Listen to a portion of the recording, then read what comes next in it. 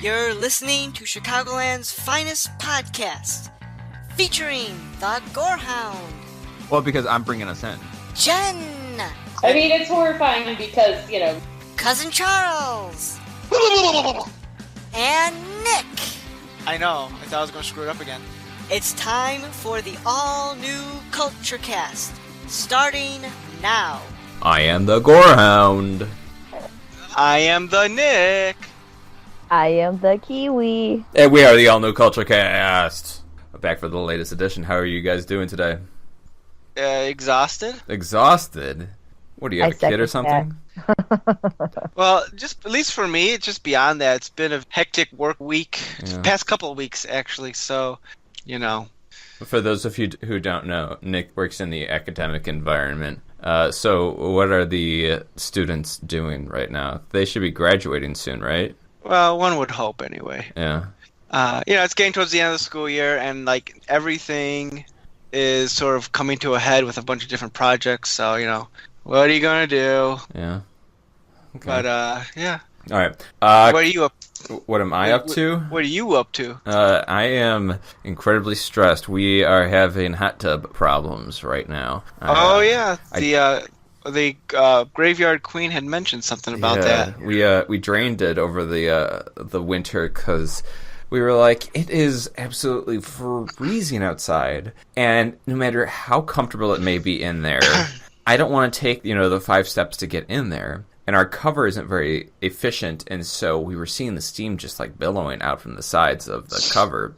So we're like, let's just shut it down. So we did, and we're like, nice, this is nice. We don't have to worry about it. We're saving a little bit of money, and so I got it running. I don't know if it's my fault or whatnot, but the pump broke, and now the hot tub guy is coming by second time. Leaks are still happening. They're not as significant, but the motor is working. It's heating up. We're going to see how significant these leaks are. So, dealing with that right now. But other than that, stress at work, making do. So, I'm actually doing a steps challenge at work with my immediate group of coworkers. And so I've been trying to run as much as I possibly can. And I currently have a 15,000 step average over the last week, which I'm pretty proud of, but it's pretty difficult to get now because I'm at 5,000 and I'm it's 742 and I'm not going to hit that. So enough about me. Kiwi, what's going on? I guess I've also had a busy week at work myself. What? We've all had busy work weeks? It's crazy. Well, I work in the, air conditioning, and, 'tis the season where things start breaking down, and then we're short-staffed, and then, all these service calls keep coming in, and I'm like, I can't get you today. Yeah. So, yeah. Gotcha. Kiwi, what are we talking about today? We are talking, are we going to do what have you been watching, or are we doing... I want to give a brief summary before we jump into our regular segment. What's the brief summary? We're, what is the headline of this podcast, episode of the podcast?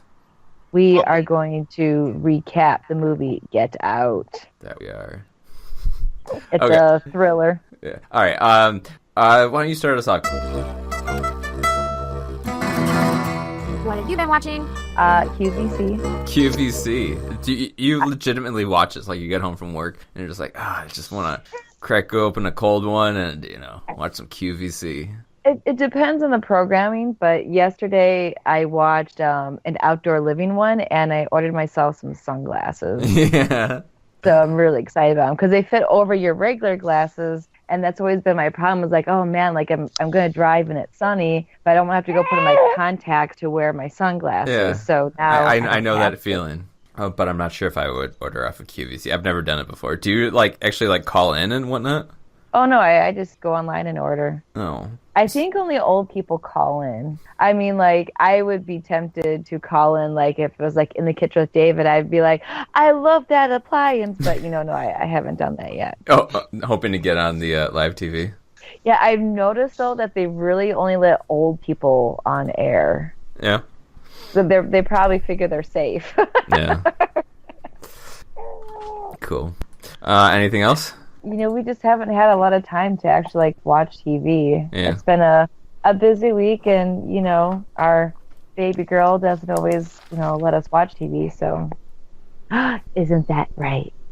Oh, for those who weren't aware, we also have a little child contributing a little bit of audio commentary. She is super excited about the podcast tonight. Youngest ever podcaster. 4 months old. The sad thing is, there's probably like people who are really crazy about podcasting who have their like infant 1-day-year-olds that like are on it. I think I might have mentioned this before, but I listened to one podcast where it was a father and son, and the son was like, I'm bad at guessing ages, but he's like 5 or something, and they do like little movie reviews, and it's really cute. One day when baby girl is old enough, maybe I'll bring her on the show. Oh, most definitely. Aww. Gorham, what have you been watching? Not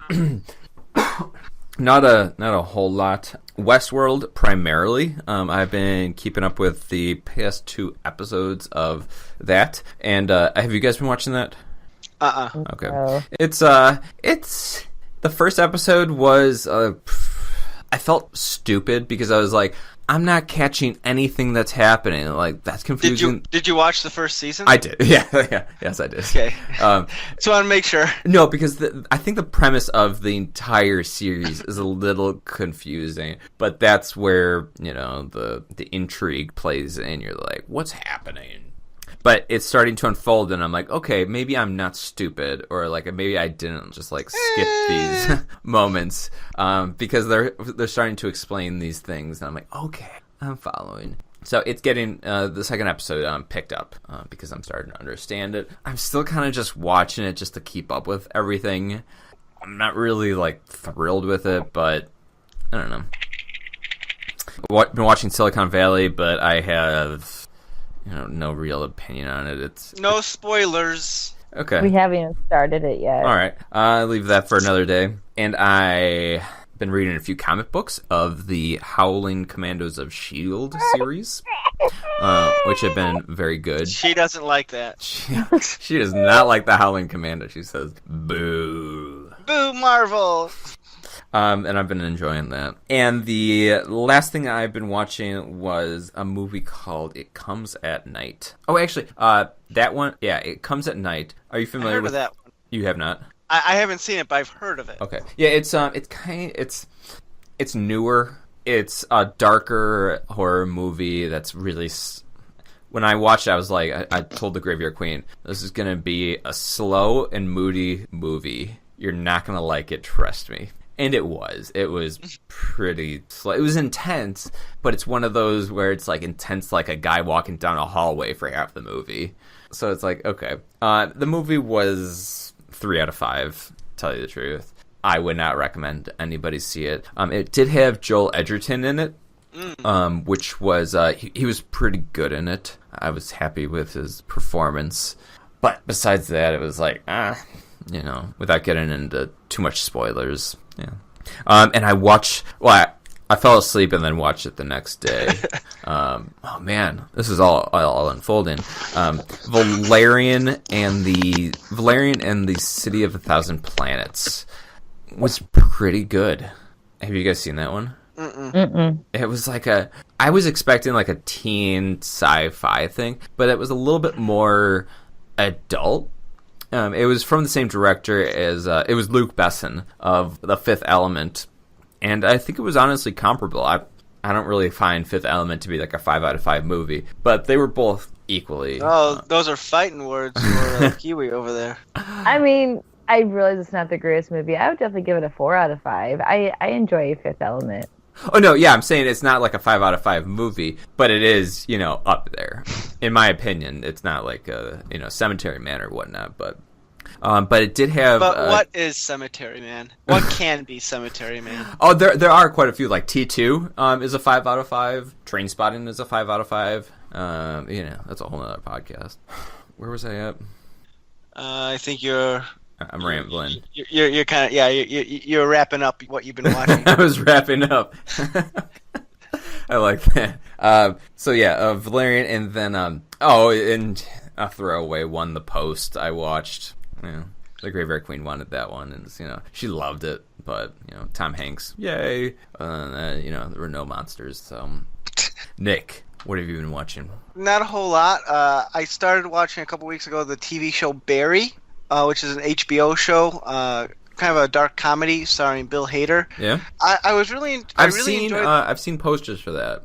I've enjoyed the first couple of episodes, but as the season is going on, I feel like I'm becoming less invested in it. Yeah. But I'm going to stick it out because I'm sure the season's only like 10 episodes, something similar to Silicon Valley and pretty much every show on HBO. So maybe it'll wrap up pretty good. I don't know, but I've been checking that out.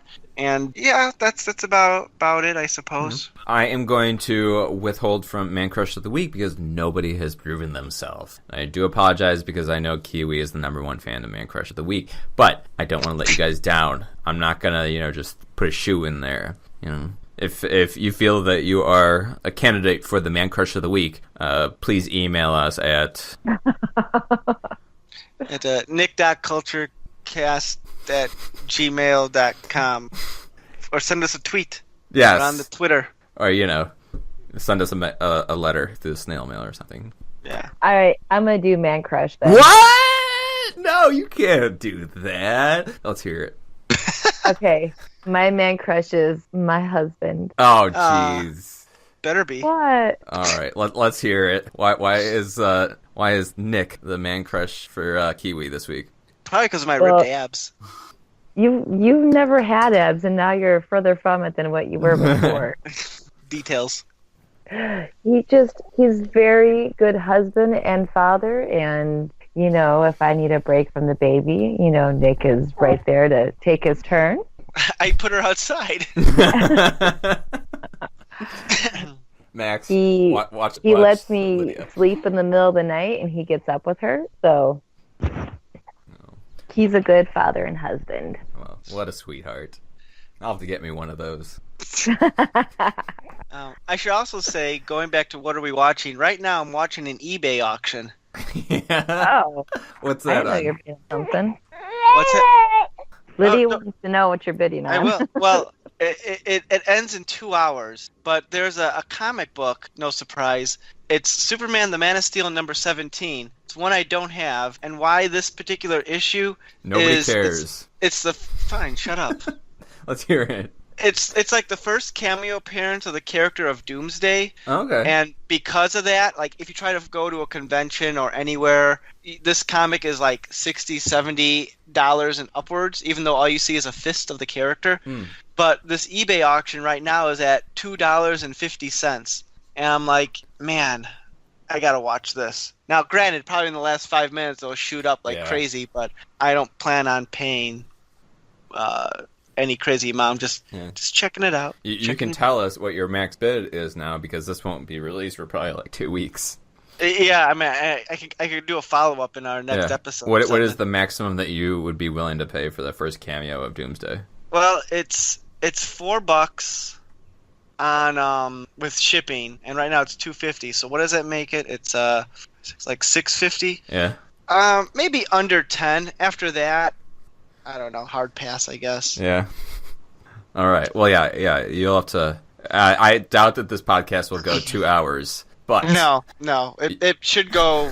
Let's hope we're done by 8:30 here because that's baby's bedtime. So let's. All right. Let's get this ball rolling. Let's move on. Let's talk about Get Out. Out. Yeah. So Nick, Say it like Arnold Schwarzenegger. Get Out. Get out.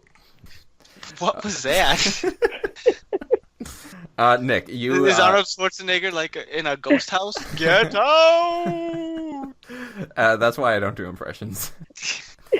Nick, you had suggested this movie, and we've kind of touched base on it throughout the week because I'd be like, "Oh yeah, I watched this during what have you been watching?" And then we talked about it in the Oscar special. So why did you want to bring this to full podcast episode? Because it's been sitting on my DVR for 6 to 8 months, and we finally sat down to watch it about a week and a half ago. Okay. And I thought, hey, let's still do this while it's still semi-topical. Yeah. Oh.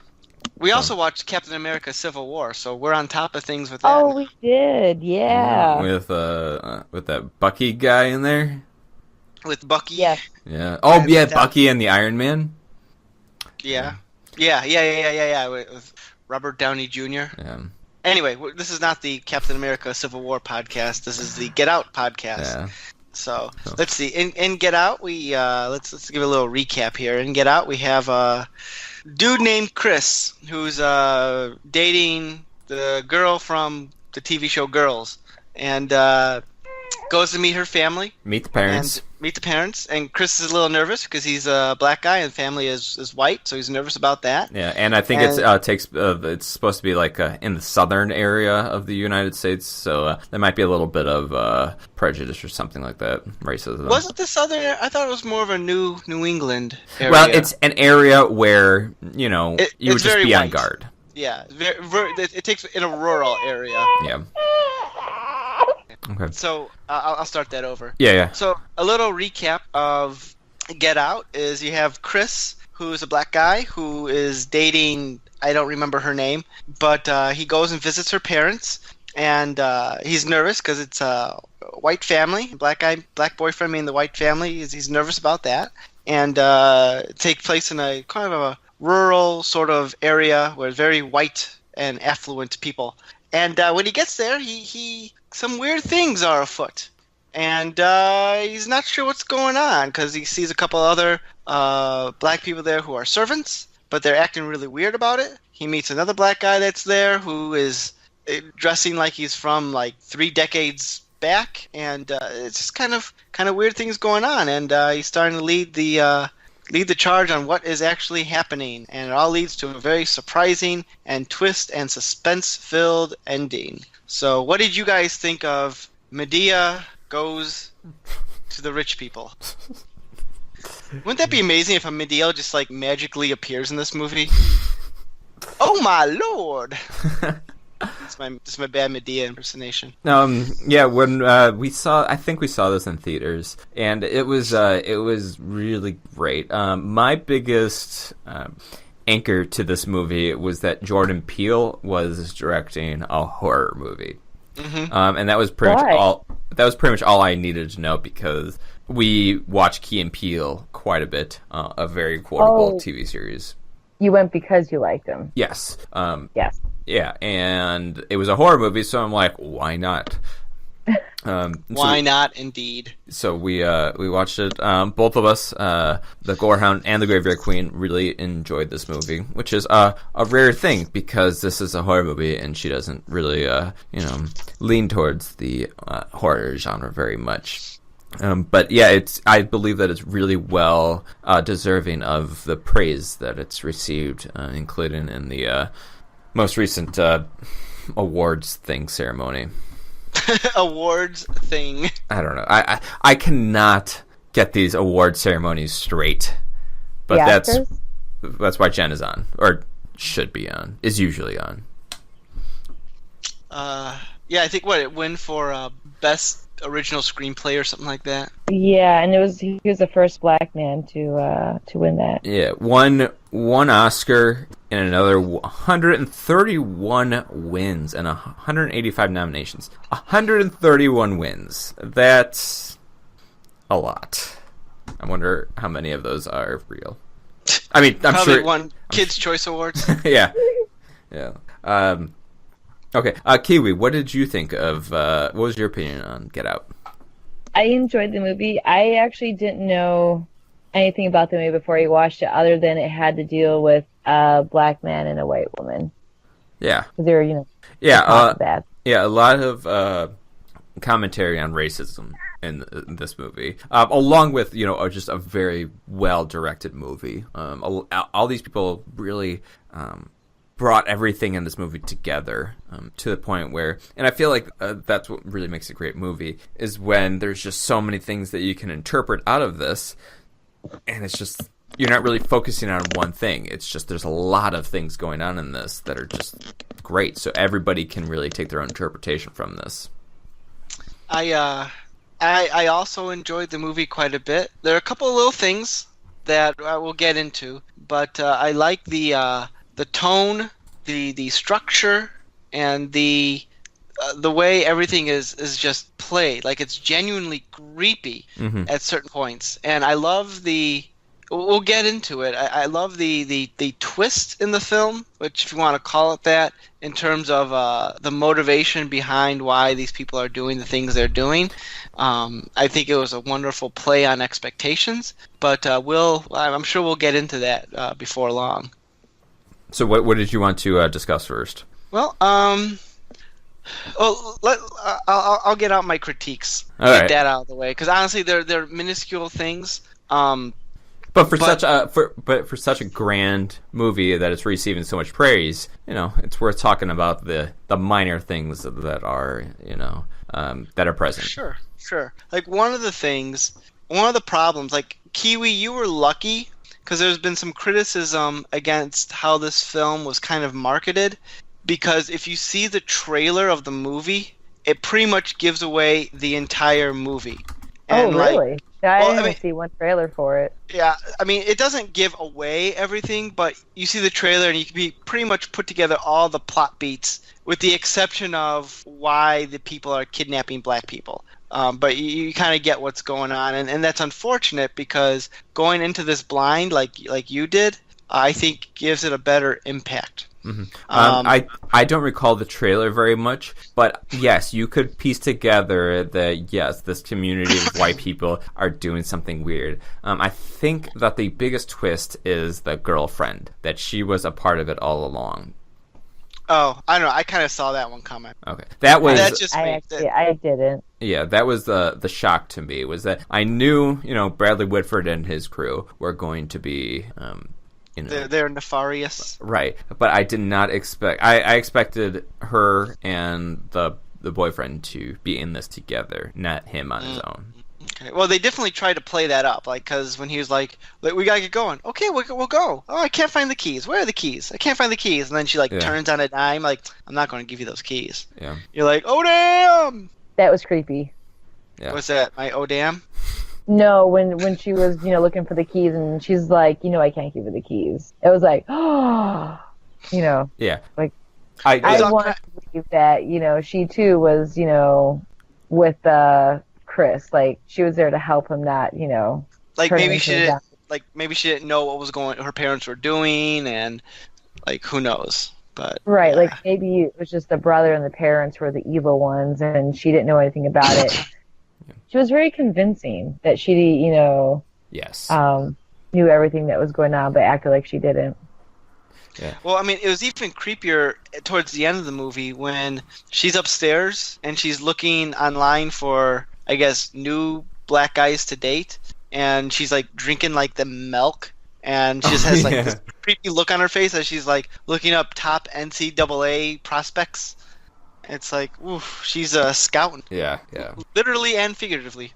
So, but anyway, one of the critiques I was probably to get to, besides the trailer kind of giving away like some of the plot beats, because I kind of knew that like something was going to go down with Chris, I was expecting it to happen sooner in the movie. Like, the movie does a great job of giving a lot of tension. Like, something weird's happening, what's going on, you want to know what's going on, and they just give you little snippets here and there about weird things going. Like, when Chris runs upstairs, everyone in the house is all talking, they all stop, and they all look up. Like, super creepy. Yeah. But, like, all the stuff, the real bad stuff, doesn't go down until, like, maybe an hour into the film, and then at that point, there's only, like, 30 minutes left. Mm-hmm. Yeah, it really does a great job of building it all up, where it's just continually like, what the fuck is happening? Until, it really, like, snowballs down. And, yeah, I think once it's finally revealed about an hour and 10 minutes in, like, all of a sudden it's like, okay, it's revealed. Now we just gotta race to the end, and it's just a big action sequence where Chris murders everyone. Yeah.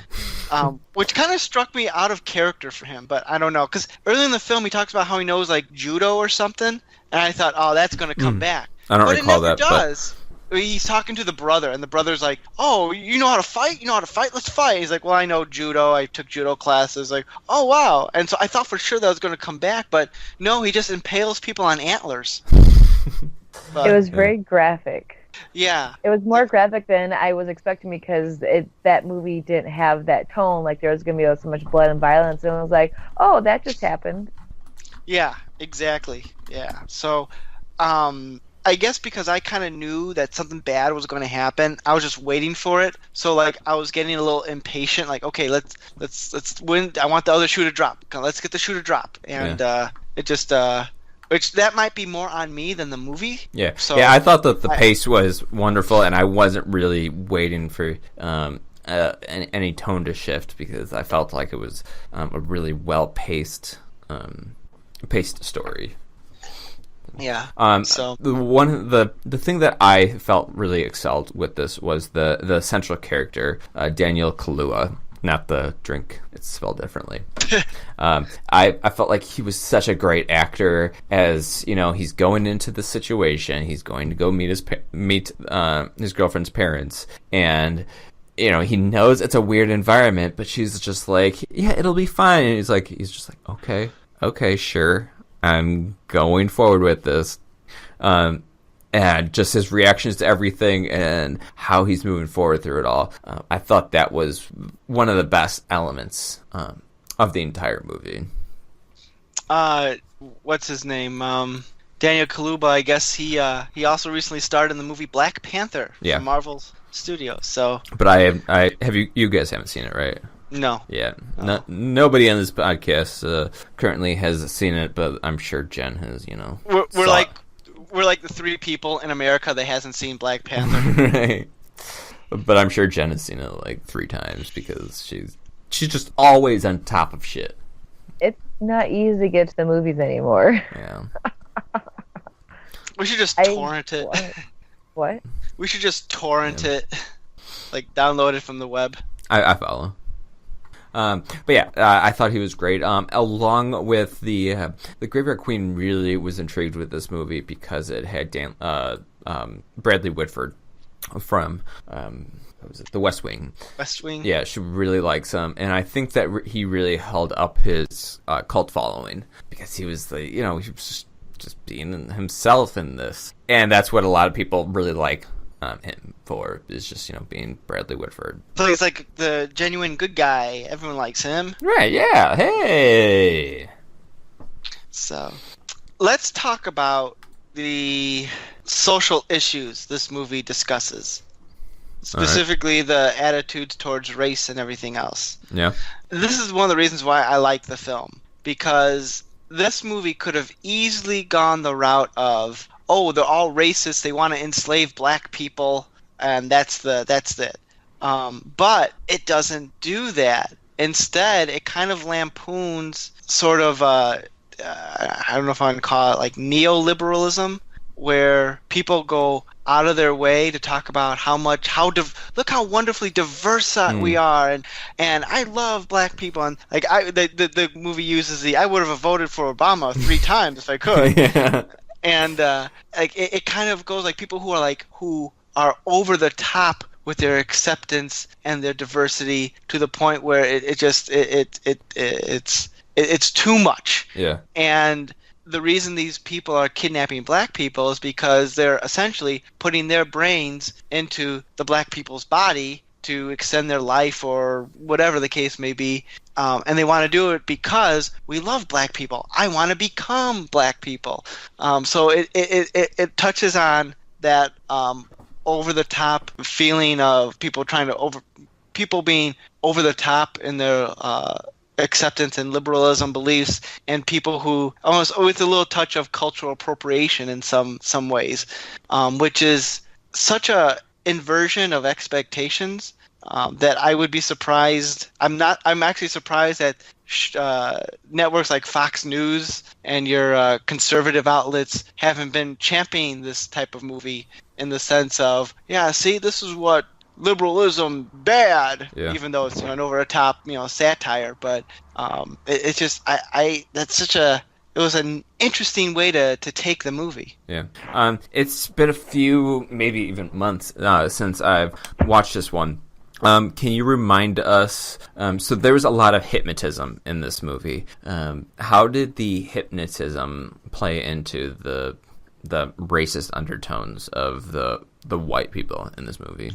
I don't know how much that played into the racial element, other than it was just a way to ultimately a way to suppress the black guy's brain. Yeah. So they can put the other brain in there. Okay. Yeah, I agree with Nick. I'm not sure it really played a factor in race. Okay. I'm sure there's some egghead out there who analyzes, overanalyzes films and society and things like that, who might be able to make a case, but I don't see anything overly overt. Yeah. All right. I think it was just they're trying to figure out a crazy science fiction-y sort of way to, how are they going to do this? Yeah, how to make them submissive, so that they can move forward. Yeah. I don't know, but it's very much like a Twilight Zone episode. Yeah, and since you mentioned that, Jordan Peele is actually helmed to direct a Twilight Zone-esque reboot TV show, something like that, in their near future. That's probably what started it up, this movie, for him. Yeah, and I think this seems like a perfect, Twilight. What's that phrase? Like, just so you all know, I'm not old enough to have watched Twilight Zone in its prime. But apparently this is like a really good Twilight Zone episode. Does that do you follow? Like, this movie would be a good Twilight Zone episode? Right. Yeah. I think that's what we were just saying? Yeah, I guess I was just reiterating the fact. Gotcha. Nothing wrong with repeating myself. No, I wasn't sure where you're going with that. Where are you going with this one? So, yeah. Can we talk about that ending? Yeah. So the ending is he's getting Kiwi. You want to enlighten us? Remind us of the ending. Which part? Where do you want me to start? The last thing I remember is him getting away, the girlfriend trying to shoot him, and the cop coming to save the day. Yes, and the cop was hilarious because if you recall, throughout the whole movie, he kept saying, they're trying to hypnotize you to be a sex slave. And then, or trying to get him to be a sex slave. I don't know if he mentioned hypnotism, but he kept mentioning sex slave. Like, I think he's like brainwashing or something like that. Or yeah, something. And then it turns out he was the one who, saved him. Which, when the cop car pulls up, the girlfriend's like, "Oh, help me! I need help." And then of course, it's the TSA agent, who gets out of the car and takes his friend back home. We got this. I'm TSA. Comic for the movie, and he worked. Like he really worked. It's weird. He shouldn't work because he's so goofy and over the top, and everything else is so serious and scary that it really worked. But I guess what I was going for was Kiwi. I mentioned this to you when we were watching the movie. I was so afraid that this movie was going to end with the real cops showing up. Because remember, there was a cop at the beginning who pulled them over because they hit something. Yeah, and that was the first thing that you're like, okay, this movie is going to be like a very dark movie. Exactly. Like he's going to get away, but then the cops are going to show up, and then it's going to end with black man arrested by murdering white family, and it's going to be because he's going to be like, no, this has happened, and no one's going to believe him. I was like, no, please don't go, because I want to see him get away. Yeah, I want to see justice. But thankfully they did not go that route. I was so happy and relieved they did not go that route. Yeah. Get out. Get out.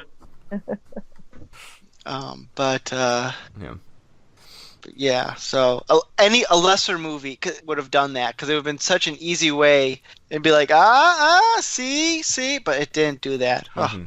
It's like, whew. Now he's alive to come back for the sequel. Yeah. Get out again. Really, get out. So, all right, what else do we got going on? You know what the movie didn't touch on? What's that? So, he kills the family doing all the experiments, and he kills the two other black servants who are really, I guess, the grandparents are also die or are released from their prison, whatever you want to call it. But everyone else who's part of that little cult, who are there for the family or who are there for the party, they all left. And like that other guy who he snapped the picture and he kind of came out of the trance for a brief moment, like during the party. Like he's still out there. So like it's kind of like oh man, what's going to happen then? Yeah. So there's a lot more that the story could keep on going, despite this one chapter, closing.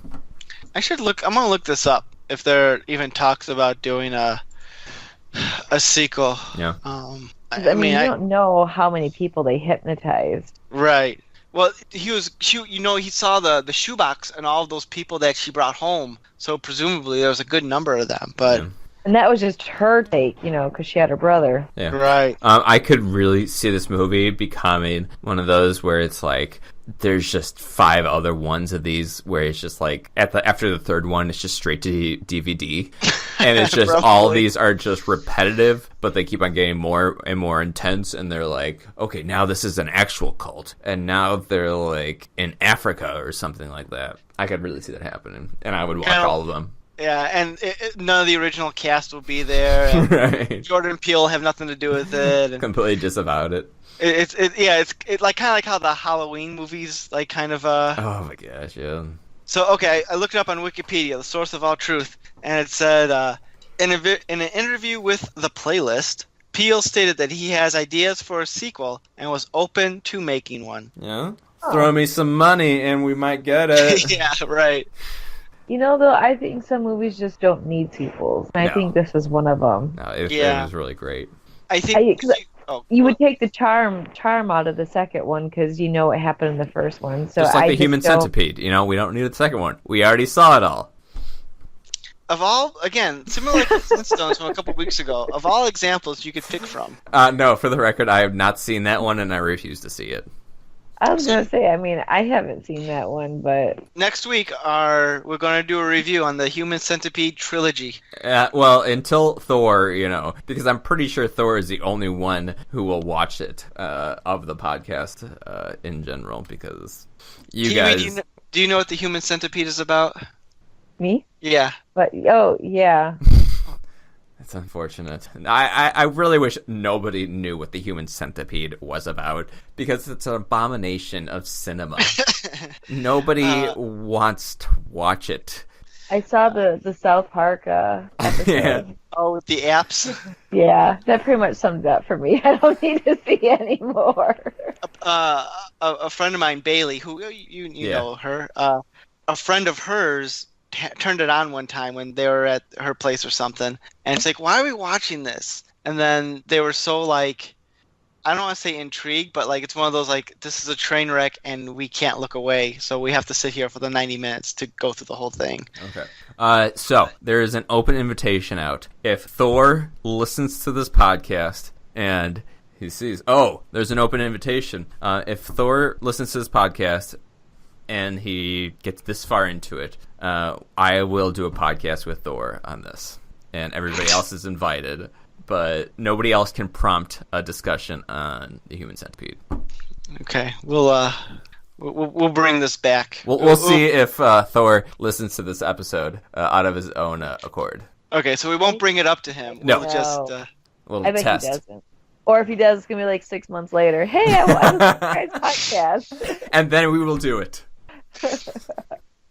I hear that the in the Human Centipede, the middle person is the only one who stays alive, and that's how the movie ends. Spoilers. Well, wow. There's no spoiler because it's all filthy and gross. So everything is spoiled about it, literally. So anyway, let's talk about good movies here. So yes. Get Out. So yeah, we'll see if there's ever a sequel. I don't know. Kiwi, I agree with you that some movies just, you don't need a sequel to them. It's just, it's good enough as a standalone. Let it be. Here's a better example, like The Sixth Sense. You couldn't really make a sequel out of that one. What would you do? And it'd be like the same thing with this one. See, Kyle, that's a better example. Yes. Yes. Well, I guess if Haley Joel Osment really desperately needs money, he'll probably like, hey, let's do the Seventh Sense. He was on Silicon Valley last season. I don't know if he is on this He one. was. Yeah. X-Files. He was on X-Files, that's One right. episode. Yeah, one episode. And he was in those Kevin Smith movies that Gorehound likes. Yes. And I will continue to watch. He plays like a Nazi or something, He right? does. Oh no, he doesn't. He plays I don't know. That's I don't care. I know. But yeah, so that's yeah, good stuff. Good stuff. Yeah. Yeah, I've got nothing else. I don't think I have anything else. Kiwi, what about you? The only thing I'll mention is that it makes sense now, but like when I was watching the movie and it was, you know, when the movie started, they failed, you know, to mention supposedly they didn't mention to the family that he was black. Yeah, he had strong opinions on this. Which I thought, you've been dating for 5 months and like you hadn't seen a picture of the, you know, boyfriend, but now I see why they didn't mention it, because it would have gave away the plot. Yeah. Yeah, that would be, and clearly the parents knew that he was black, but that is kind of weird that you're dating for that long and you don't like. Yeah, that's weird. That you wouldn't see a picture of them, you know, especially like with social media, and you know, you just want to send a picture to your parents, like, oh, look at my new boyfriend. Yeah. You'd also since we're going to you know find plot holes, when the friend goes to the cops and says like, oh, they're kidnapping black people, and the cops like all laugh at him. You know, he still says this guy who's been missing for several months is there. Two things. One, you think they would, you know, want to investigate that since the guy's been MIA for a while. Yeah. And two, how has this guy actually been MIA? Because he's out living his life. You know, someone else took over his body, but you'd think, I don't know how he'd keep his existence secret, but who knows? I don't know. Again, these are things that this movie works good enough on its own. A sequel will only bring to light like the things that don't quite make sense. Yeah. So let's bring it on. I want to see the sequel. No. Tear it apart. All right. Let's go into closing thoughts. This movie was fantastic. There was so much going on with it. I mean, you could really interpret a lot out of it. All of the actors really came together to really just do the best job possible. In my opinion, the central character, Daniel Kaluuya, really brought it all together and made this phenomenal. And it's really shocking that Jordan Peele's first movie would be this great, because I tend to think like professions like this, you really have to like build up quite a few until you could, you know, make a masterpiece. But he did it, his first one, and it's great. I will continue to watch all of his movies, and I'm a really big fan. Kiwi, how about yourself? I'm glad I did not watch the trailer before seeing the movie. Came in fresh. And actually, I didn't even hear about this movie for the longest time. Somehow it flew under the radar, but until Really? Nick was like, let's watch this movie by Jordan Peele tonight. I thought we talked about it when it first came out, and we just kind of missed it when it was in theaters. well, I thought it already was like getting hype, and then you had to do it. But regardless, I don't watch a lot of like thriller suspense movies, but I enjoyed this one. I like the twist, and I hope he doesn't make a second one. This time they'll be kidnapping white people. Yeah, he the second one. You know, people will go see it because of, you know, what's his name? Jordan Peele. Yeah. Jordan Peele. But will it be good? Probably not. Like, Kinda you have like to have Jaws the 2. whole... Jaws 2 isn't that bad. Jaws 3 and 4 are horrific. I have not seen Jaws, so I have no opinion on it. Never seen Wait. Jaws? The original Jaws? I mean, I've seen snippets and whatnot, but never really, you know, marathoned it out. We're gonna... Why don't we invite Kyle on our Jaws podcast? Who? The Gorehound? No! I'm going to hang up. Gorehound over, and we'll marathon Jaws 1 through 4, you know, back to back. and then talk about what a great movie Jaws was and how The Jaws sequels got was- progressively worse. Yeah. Oh And I my got God, progressively it got happier as so they got bad. worse. You probably would. I can't help it. I love bad movies. These, you cringe, they're so bad. 3 and 4, I don't know what they were thinking. Number 3 takes place in a like a SeaWorld type place. Yeah. Like, oh, yeah, man. I'm gonna get amusement excited. park. Well, we'll do that, and then we could do a watching of Ferris Bueller's Day Off. Oh yeah, you still need to okay. see that one. So, Nick, all right. closing Well, thoughts. let's. I recommend this movie. I don't think it's a movie one would be able to watch again and again. Like I saw it once, Oh, yeah. I'm good. I mean, if it's on TV, I'll have it on, for background noise. But I don't see myself actively seeking it out. This is not a movie you watch for pleasure necessarily. But I thumbs up. Really nice to see a smart horror film or thriller, whatever how you ever want to classify it, for a change. Mm-hmm. Yeah, and especially to see Jordan Peele go from Key and Peele, an awesome TV show, to an awesome movie. Great to see. He already did an awesome movie. It's called Keanu. Right, I forget about that one. That was awesome. So, All right. all right, we ready to close this bad boy out? I suppose so. All right. I am the Gorehound, I'm Nick. I'm the Kiwi. and we are the all-new CultureCast. Catch you next week. Bye. You've been listening to the all-new Culture Cast. Check out our blog at znculturecast.wordpress.com. Send us an email at nick.culturecast@gmail.com. We'd love to hear your feedback, comments, and requests. Follow us on social media. Theme music by bensound.com. The all-new Culture Cast, a saltwater production. Original material copyright 2018. Thanks for listening.